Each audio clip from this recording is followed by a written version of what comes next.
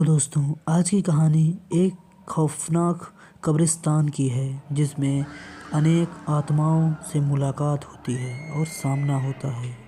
रात का तीसरा पहर था। हवा में सर्दी के साथ अजीब सा सन्नाटा था।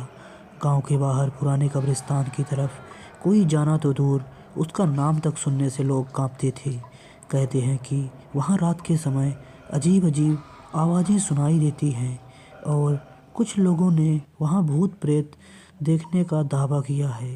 राघव एक बहुत ही जिज्ञासु भरा लड़का था। वो इन भूत प्रेतों पर विश्वास नहीं करता था। उसे हमेशा ये ऐसी चीज़ों को लेकर एक अनजाना आकर्षण रहा था।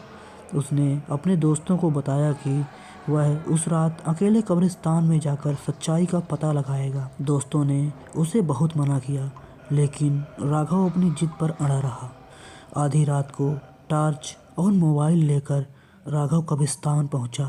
चारों तरफ घना अंधेरा था और कब्रों के बीच खड़े पुराने पेड़ ऐसे लगे थे जैसे काली छायाएं उसे घूर रही हों।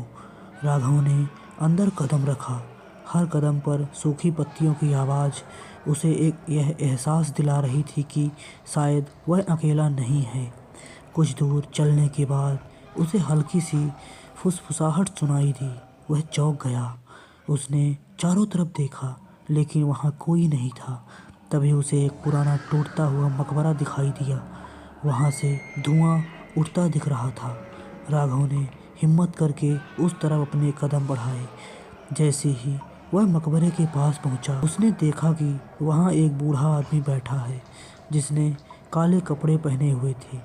उसके हाथ में एक जलता हुआ दिया था। राघव ने हिम्मत करके पूछा, आप यहाँ इस वक्त क्या कर रहे हैं? बूढ़े ने धीरे धीरे उसकी ओर देखा और जवाब दिया, यह मेरी जगह है और यहाँ पर सिर्फ मेरे जैसे लोग ही आते हैं। राघव को कुछ समझ नहीं आया। तभी पीछे से किसी ने उसके कंधे पर हाथ रखा।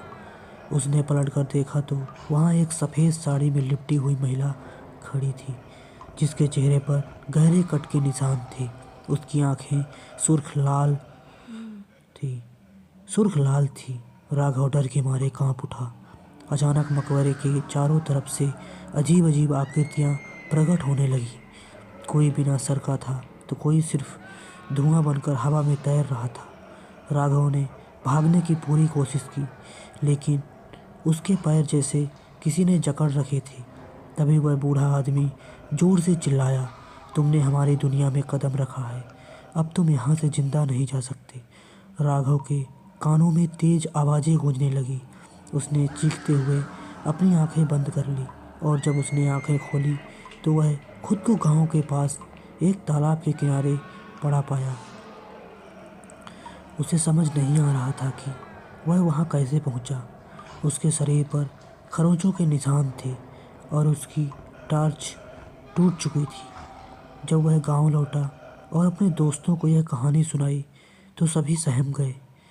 उस दिन के बाद राघव ने कभी रात में घर से बाहर कदम नहीं रखा और कब्रिस्तान की वह रात उसकी ज़िंदगी की सबसे भयानक और रहस्यमय रात थी। इस कहानी से हमें सीख मिलती है कि हमें किसी अनजान जगहों पर नहीं जाना चाहिए।